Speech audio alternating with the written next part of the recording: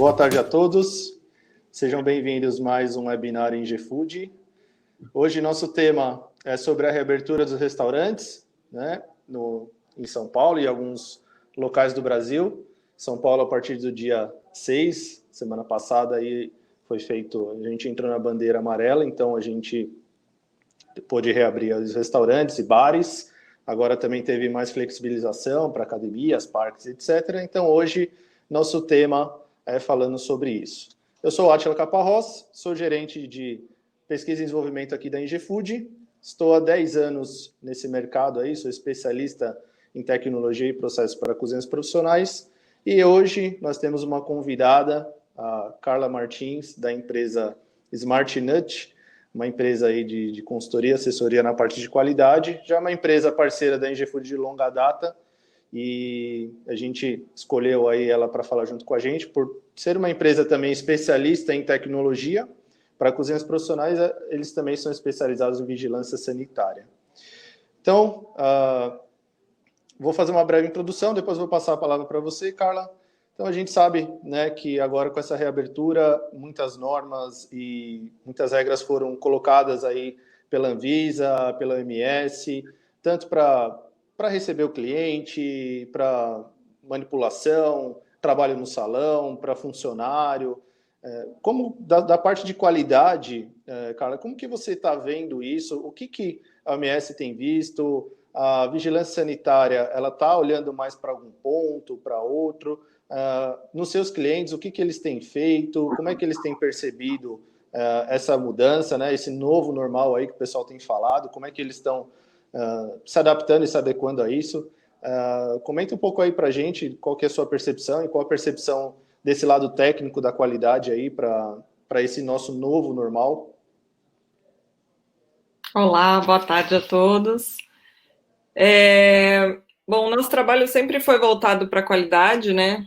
Em vários setores, a gente sempre trabalhou em busca de qualidade, considerando todas as doenças transmissíveis por alimentos ou por contatos, né? Então, a gente sempre teve um trabalho aí de implantação de boas práticas, no quesito de higiene e tudo mais, né? De avaliação de alguns processos, justamente para a gente tentar evitar essa transferência de doenças para os nossos clientes, né?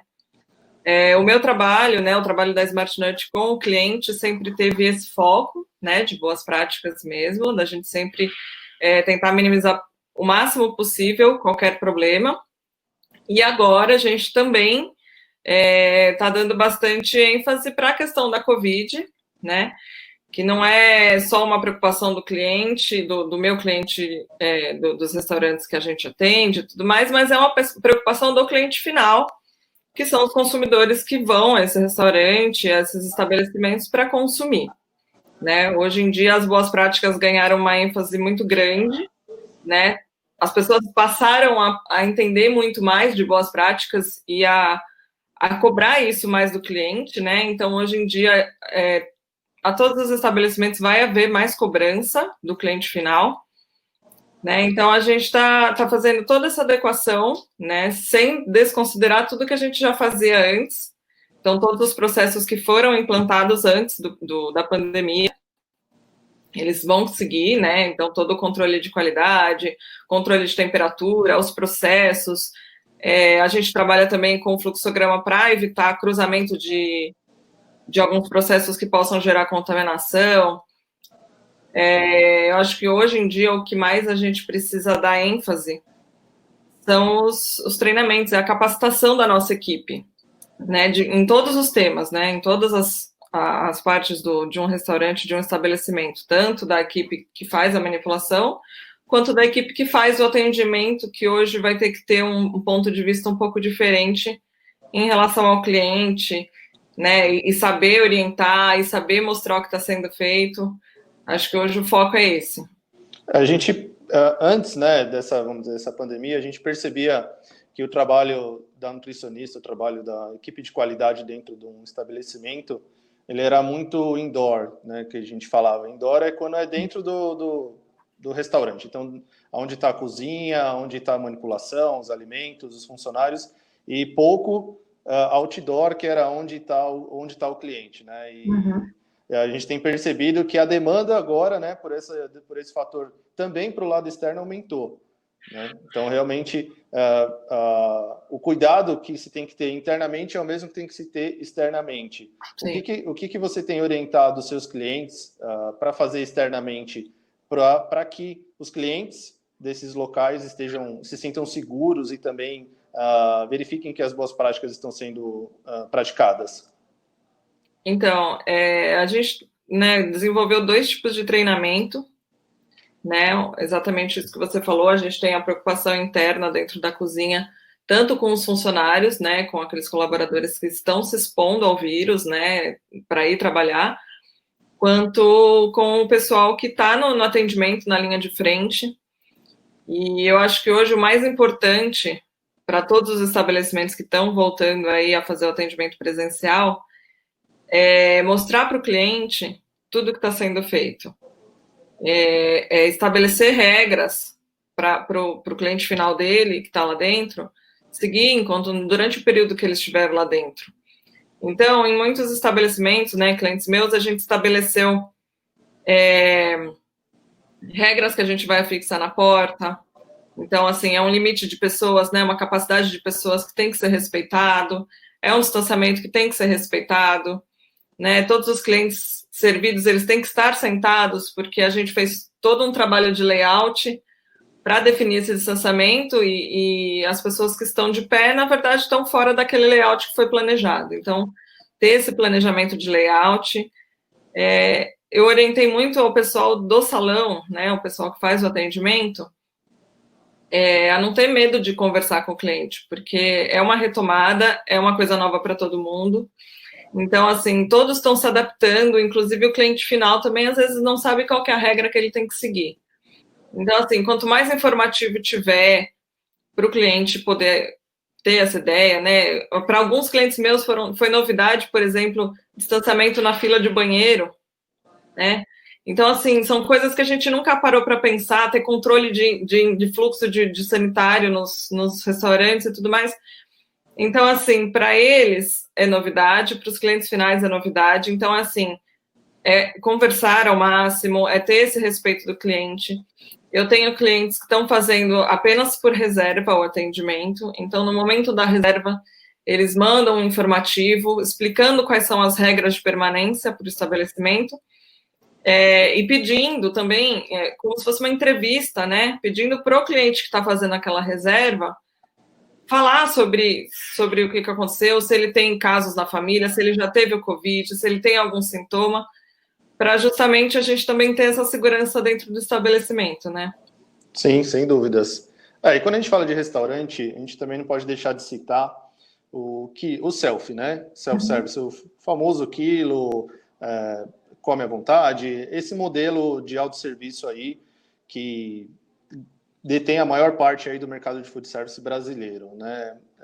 Eu tenho visto e percebido também, conversando com clientes da própria Ingefood, em relação a esse tipo de negócio, né?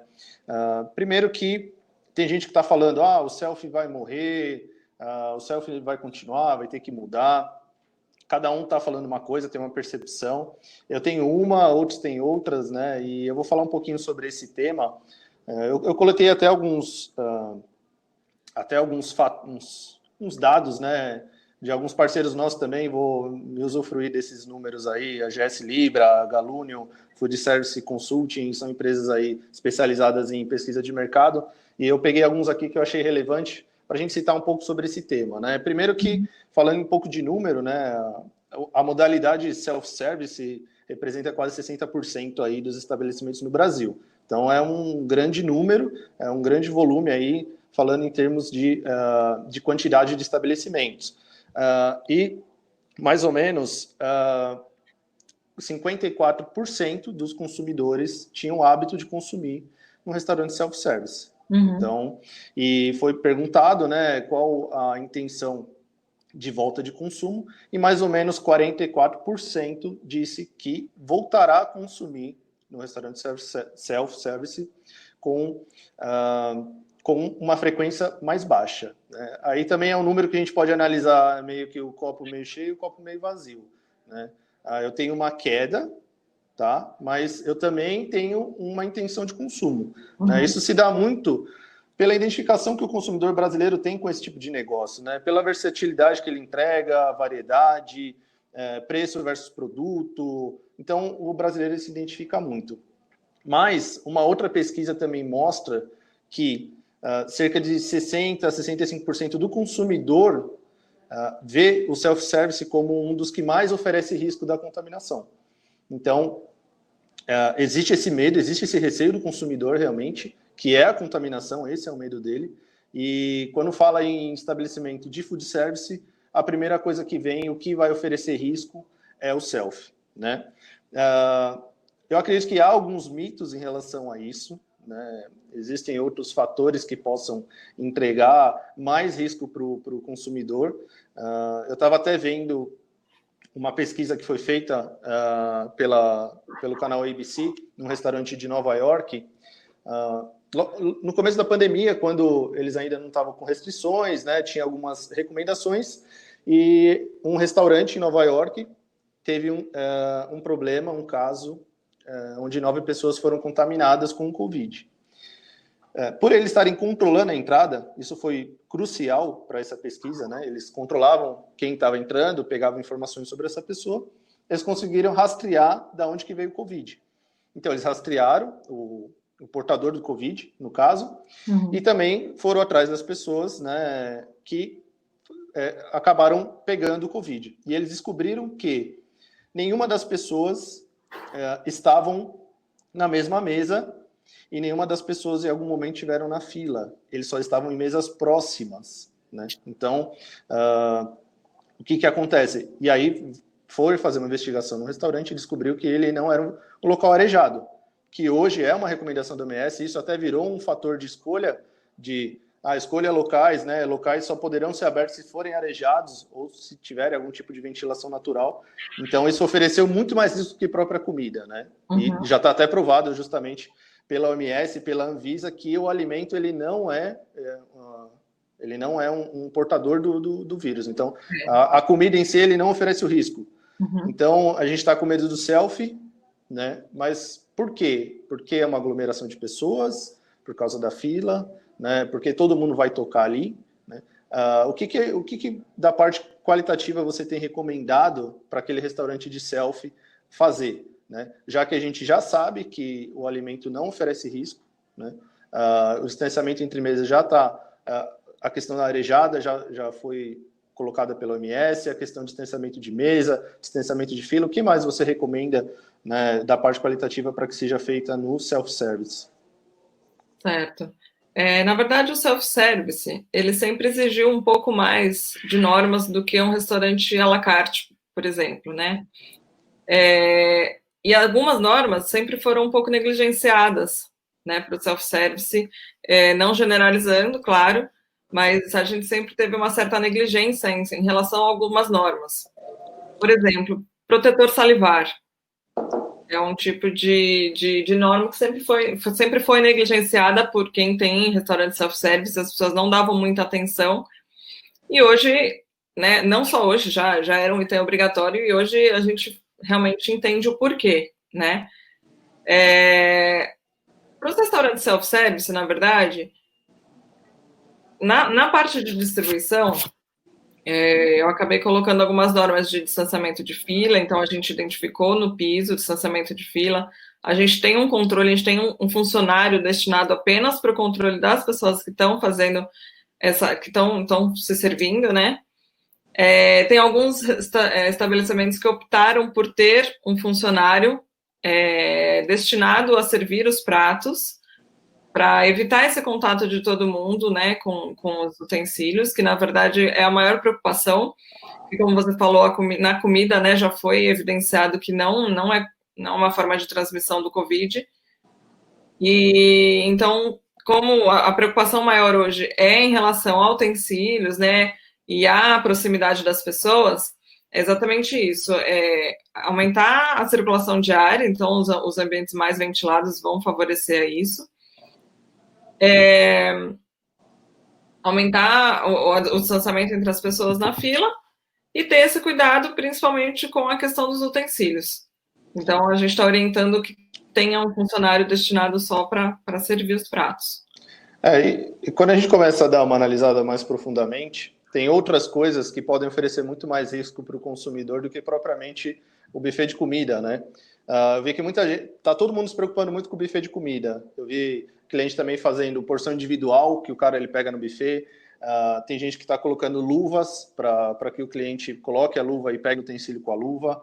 Também é recomendado, né, essa troca de utensílios periodicamente, que é onde pode ter a contaminação. Mas eu vou dar um outro exemplo, por exemplo, que as pessoas pouco pensam, que é o cardápio, né? O cardápio, ele passa de mão em mão e muitas vezes passa desapercebido.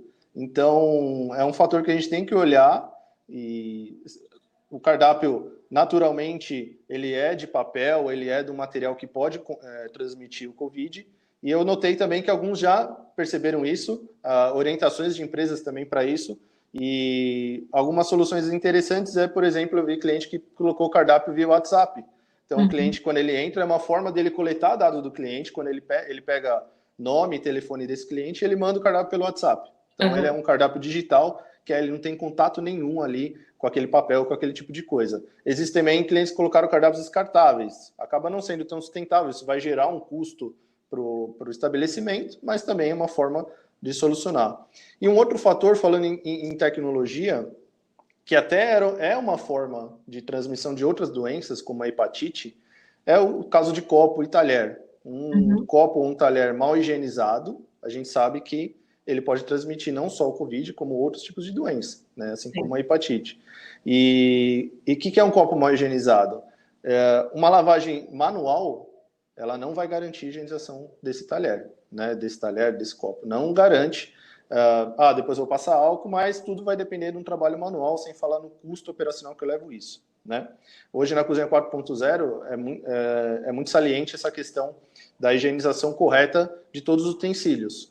E até em alguns países, na Europa, Japão, na Ásia, a lava-louça ela é obrigatória dentro de um estabelecimento comercial, né, de alimentos. Porque com a lava-louça até está aprovado, por exemplo, as lava-louças que a Ingefood hoje comercializa no mercado, ela já tem um selo que foi emitido que garante eliminação de 99,99% dos germes, mais incluindo, né, o vírus do Covid. Então, às vezes a gente não está olhando para isso, fica muito preocupado no buffet, mas o copo está sendo lavado na mão, o talher a gente não sabe como foi lavado, é cardápio giratório, então o ambiente não é arejado, então muitas vezes a gente foca numa questão só e, por outro lado, a gente não está olhando esse tipo de coisa, né? Então, é basicamente isso, né? Acho que são esses fatores. Você quer complementar mais alguma coisa em relação ao selfie? Não, acho que você acabou falando tudo.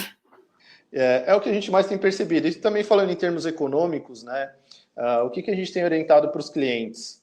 Porque agora nessa retomada, o que acontece? É um momento de muita incerteza. Então, a gente não sabe se... Desculpa. A gente não sabe como que vai ser essa retomada, como é que vai ser esse fluxo, né? Antes dessa pandemia, no antigo normal, né? O restaurante ele tinha uma média de giro dele, ele tinha uma base de quanto que ele girava, do quanto que ele atendia de clientes, e hoje é uma incógnita. Ele não sabe se ele realmente vai abrir, se ele vai ter aquele fluxo de pessoas, se vai aumentar, se vai diminuir. A tendência é que diminua, é o que todos esperam, mas é uma incerteza.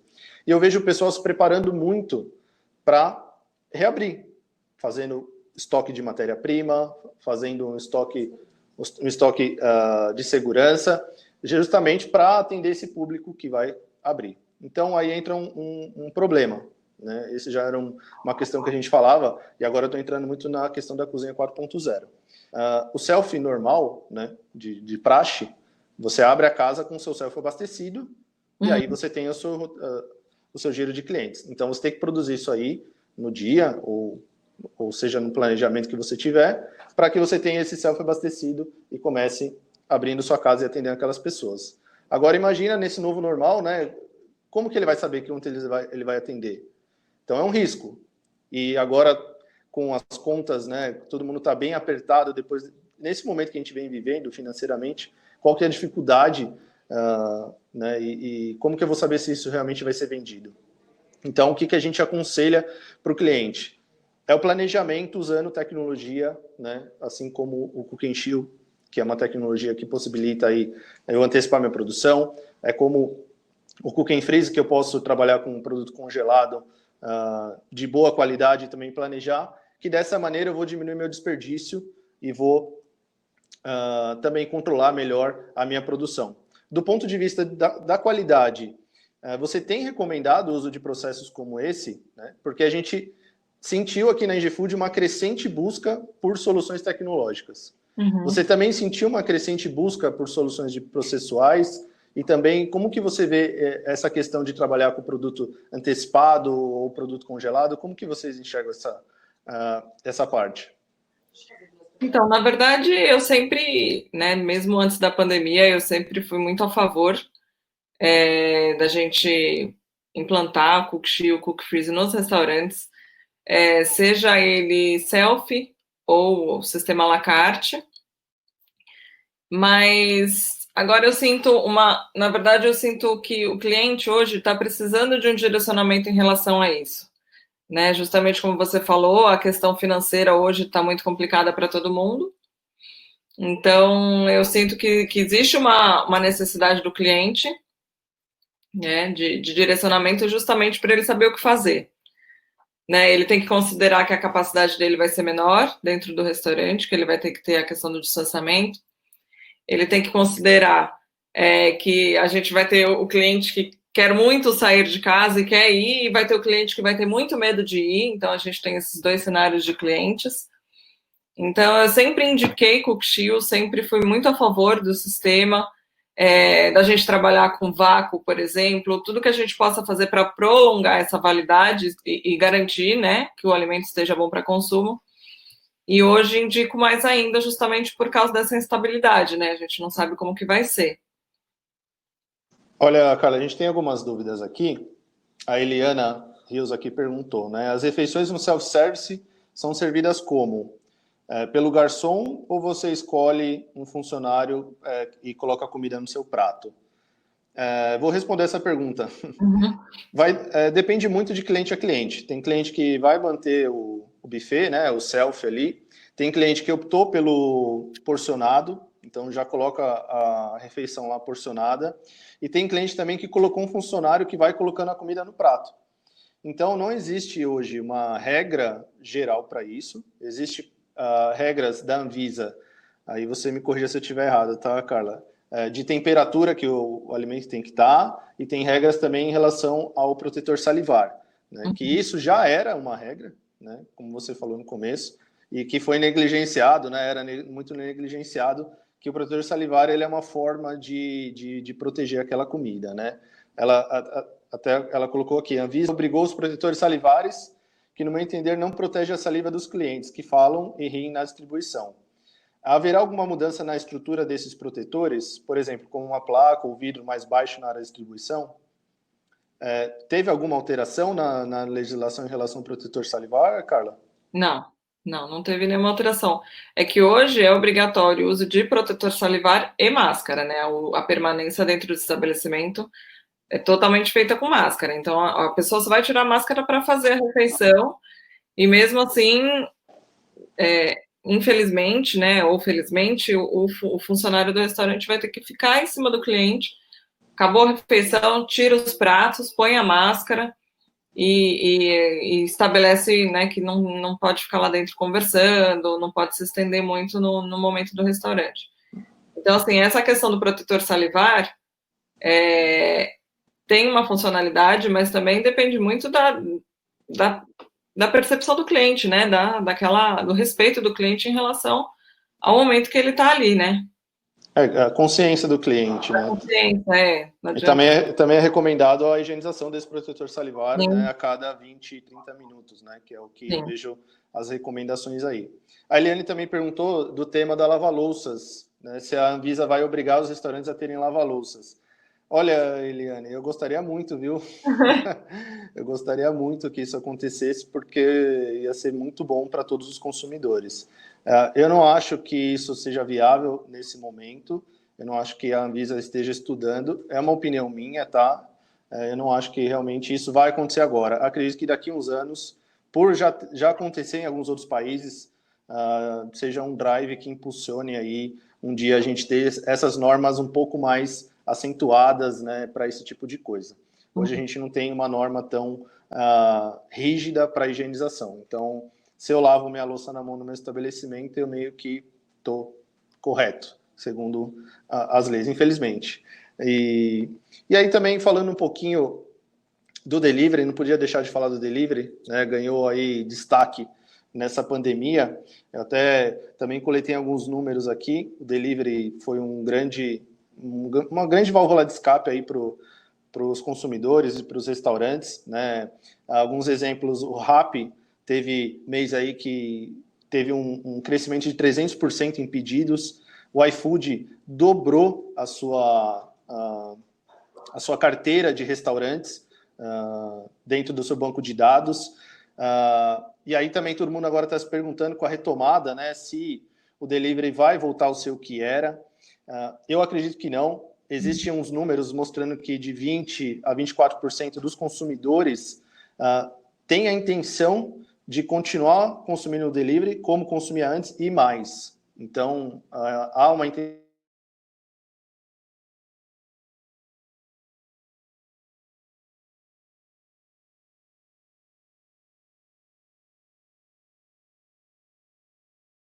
Só que também tem um outro fator, um número muito interessante, mostrando que 51% dos consumidores de delivery deixaram de pedir num restaurante, porque veio com problemas na embalagem, tempo de entrega, qualidade e temperatura da comida.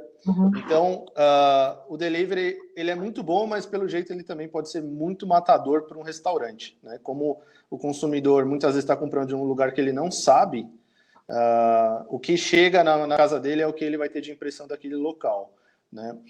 Para você, da parte de qualidade, você vê o delivery, né? E agora com essa retomada, como ele pode ser um problema, ou ele pode atrapalhar dentro da operação. Eu tendo o meu salão e tendo também o delivery. Os seus clientes que optaram por delivery, eles têm intenção de manter ou têm intenção de tirar? O que você vê em relação ao delivery? Então, em relação aos meus clientes, a gente tem vários cenários, né? Eu tenho o cliente que não optou pelo delivery, justamente com medo da questão da operação, de atrapalhar a operação nessa retomada. Eu tenho clientes que não optaram pelo delivery, pelo tipo de produto, né, que eu acho que isso conta muito, pelo preço, o tipo de produto que ele tem, e simplesmente desenvolver um cardápio inferior ao que ele tem hoje, justamente para atender delivery, eles não optaram por isso. E eu tenho clientes que não trabalhavam com delivery, né, tinham só o atendimento presencial e colocaram o delivery e não tem a menor pressa hoje de voltar para o atendimento presencial, né? Porque a venda no delivery aumentou muito, né? Às vezes eles não têm nem espaço para produzir tudo isso e armazenar toda essa refeição. Então, assim, eu acho que o delivery, aquilo que você falou, ele pode ser muito bom, mas também ele pode ser muito ruim. Então, a primeira avaliação que tem que ser feita em relação aos estabelecimentos que querem incluir delivery ou que querem agora retomar o salão com o delivery é espaço físico, que acho que é importantíssimo, que, né, um não pode coincidir com o outro. A gente não pode, por exemplo, ter circulação de entregador dentro de uma área de produção, né, que são pessoas que estão rodando, né, estão o tempo todo rodando e expostos, né, ao vírus e outras coisas também. Então, é avaliar essa questão do espaço físico, né, implantar procedimentos padronizados tanto para o delivery quanto para o salão, né, para a gente também não ter risco de contaminação, e se preocupar muito com a questão da embalagem, não só por Covid, mas também pela questão de higiene, pela questão da apresentação do prato quando chega para o cliente. A gente tem que considerar que esse prato ainda vai ter um trajeto de motos, né, às vezes bem longo. Então, se preocupar com a questão da embalagem, com a vedação da embalagem, com a temperatura, e se preocupar com o resultado final que vai chegar para o cliente. Então, o que eu quero oferecer para o meu cliente? Né? Que experiência que eu quero oferecer? Porque tem alguns estabelecimentos que oferecem a experiência dentro do seu salão. A experiência é comer lá, não é exatamente a comida que está sendo comida, mas a experiência que está sendo vivida, né? E o delivery, na verdade, não tem essa experiência, né? É única e exclusivamente a comida que está sendo servida. Então, existe essa preocupação, tem que existir. Entendi. O delivery ele é um mundo à parte, né? Quem não fazia, passou a fazer, está aprendendo, né, muito com isso. Então, realmente, o delivery ele é muito sensitivo a preço, ele pode ser muito duro com a qualidade e o cliente também não é muito difícil você fidelizar um cliente via delivery, né? Então, é trabalhoso e está todo mundo entrando agora. Então, realmente, é desafiador e para aqueles que estão dando certo, né, para aqueles que estão fazendo do jeito certo, parabéns, que é muito legal. Uma outra dúvida, os clientes têm perguntado aonde eles acham mais informações sobre essas diretrizes de segurança, aonde ele consegue se atualizar mais e estar mais por dentro do que ele precisa fazer, porque cada estado, cada município está colocando sua norma, suas diretrizes, o que você está recomendando? Sim. Na verdade, a gente tem, eu estou recomendando para os clientes, para os funcionários de clientes e tudo, a gente tem notícias de todos os lados, a gente tem as famosas fake news, né? Então, a gente tem sempre que buscar por fontes seguras, né, de informação. Então, a gente sempre orienta OMS, Fiocruz, o próprio site da Anvisa, né, que tem todas as normativas técnicas, principalmente em relação a restaurantes, e não apenas isso, que são fontes seguras para a gente poder acessar isso daí. E as divulgações oficiais, né, o Diário Oficial, e aí vai divulgar a normativa para cada cidade, cada estado, né, que às vezes, mesmo tendo uma certa proximidade, as normas são bastante diferentes em relação a uma cidade e outra. Então, sempre procurar do seu local, né, do seu estado, da sua cidade. É legal que algumas empresas, associações também do setor, têm lançado algumas cartilhas. Por exemplo, a Brasel, né, que é a Associação Brasileira de Bares e Restaurantes, lançou uma cartilha de reabertura, também lançou uma cartilha de delivery, muito didática, muito interessante. Eu também recomendo aí, quem tem dúvidas também, é muito simples de acessar via site. A Galúnio, que é uma empresa também do mercado de food service, parceira da Engifood, também lançou a cartilha. O Sebrae. Então, é interessante que tenha todo mundo se ajudando aí, né? A gente também põe à disposição em GFood para ajudar, a gente tem orientado muito nossos clientes, principalmente nessa busca de tecnologia, né? E, Carla, para concluir aí, se você fosse recomendar 3 coisas aí para um estabelecimento, né? Se ele me falar 3 coisas aí que eu não posso deixar de me atentar ou deixar de fazer aí nesse novo normal aí que a gente vai passar a viver, né? Tá, eu acho que a primeira e não menos importante ou mais importante seria de você procurar realmente a legislação para a sua localidade, né? A gente tem uma discrepância muito grande entre um lugar e outro. Então, sempre procurar, assim, seguir legislação direcionada, não só para a Covid, né, mas, no geral, de boas práticas, sempre procurar seguir as regras para o seu local. A segunda parte, eu acho que é praticar e fiscalizar boas práticas, como sempre deveria ter sido e como sempre terá que ser, né? Não adianta só a gente ter uma implantação ou ter uma documentação e não fazer uso disso no nosso dia a dia, né? Então, implantar, se preocupar e manter todas aquelas normas que a gente foi implantando ao longo do trabalho, né? E para isso, eu sempre oriento que você tenha um profissional, um responsável técnico, uma nutricionista, uma pessoa que seja da área, que é uma pessoa que tem contato direto, que tem atualização com todas as legislações e tudo mais, e que ela tem um ponto de vista, né? Ela tem aquela visão dentro do seu estabelecimento de como você vai fazer aquela implantação e de como isso vai te ajudar na operação, né? Pelo menos no meu trabalho, eu sempre me preocupo não só em fazer uma implantação bem feita, mas em ajudar o meu cliente na operação toda, né? Porque não adianta simplesmente eu implantar e ele não conseguir fazer no dia a dia. Então, é justamente pensar no que eu tenho que implantar e deixar isso viável para ele, né? Criar uma viabilidade para ele. E eu acho que agora, né, no momento que a gente está vivendo, é essa questão da comunicação com o cliente, de você estabelecer regras, de você comunicar o que está sendo feito, né? Eu acho que muitos dos clientes vão retornar se eles se sentirem seguros no seu estabelecimento. Então, acho que hoje é muito importante a gente ter essa comunicação com o cliente. Legal. E até para deixar claro aqui uma questão, todos os números vêm indicando, né, que o consumidor ele está com o desejo de consumir, ele está com o desejo de voltar. Então existe o desejo de consumo do brasileiro. Só que existe uma grande diferença do desejo de consumo pelo medo de consumo. Então hoje existe um medo muito grande no consumo. Então eu também colocaria aí como primeiro fator a comunicação, realmente mostrar para o cliente, para o seu cliente, o que você está fazendo, né? E proporcionar a ele uma experiência de segurança e confiabilidade muito alta. Eu também recomendo para os clientes fazer além do que a OMS pede, além do que a Anvisa pede, realmente para que você possa levar essa confiabilidade para o seu cliente, levar essa segurança e fidelizar e que ele volte no seu estabelecimento. Porque hoje o primeiro fator de escolha de um local está sendo a segurança que ele vai oferecer, e não mais o tipo de prato, localização. Então, a segurança tomou o primeiro lugar aí disparado para a gente começar a consumir, pelo menos nessa retomada. E quando a gente fala de comunicação, é comunicação simples, né?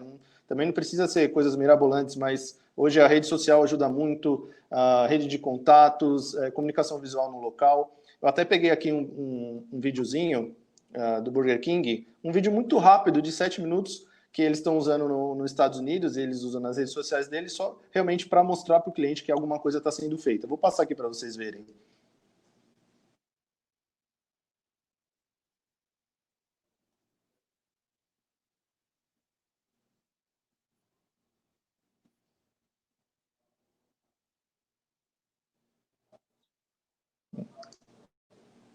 At Burger King, we're updating our safety procedures with you in mind. So we're checking our employees' temperatures every day and wearing masks and gloves at all times, while continuing contactless drive-thru and delivery. Let's keep taking care of each other. Então você vê, é um videozinho muito simples, né?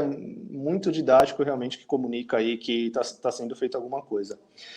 O que a gente tem recomendado também é a questão do uso da tecnologia, que tem ajudado muito aí os clientes a se planejarem muito melhor, diminuir o desperdício, aumentar a produtividade, verticalizar a produção, e a gente está vendo muito o quanto a tecnologia está ajudando ele nos outros ramos de negócio, né? Para o cara que colocou delivery, colocou take-out, alguns colocaram os drive-thru. Então, isso tem ajudado muito e também tem levado essa confiabilidade para o cliente. E, por último, pensar em processos que possam ajudar realmente ele nesse quesito. Então, para quem tem dificuldade, tem dúvida, pode falar, né, com a sua própria nutricionista, fala com uma empresa, fala com uma associação, pode falar também com a NG Food, que tem muita gente aí querendo ajudar e querendo auxiliar. Chegamos no nosso tempo, eu gostaria de agradecer muito aí a sua presença, as informações. Carla, obrigado aí pelo seu tempo, pelas respostas. Queria também agradecer a todos que estavam aí online, as perguntas. Também quero deixar aberto aí nossos canais de comunicação, via site, via telefone, rede social. Quem quiser saber um pouco mais, quem quiser conversar um pouco mais, a gente está inteiramente à disposição. A Carla também está à disposição aí, uma parceira nossa da NG Food de longa data. E também lembrar vocês que amanhã a gente vai ter um Food Taste, amanhã a gente vai falar de pizzaria. Então, para quem não sabe também, pizzaria aí é o segundo item de maior interesse de consumo do consumidor. Só perde aí para o selfie, só que o selfie ainda dá muito mais medo, a pizza dá menos medo. Então, a gente vai falar amanhã como fazer um delivery de pizza, tá? Como ser rápido, entregar qualidade, sabor e temperatura, né, para o cliente. Então, gente, gostaria muito, mais uma vez, muito obrigado a todos e esperamos vocês até o próximo webinar aí. Obrigado.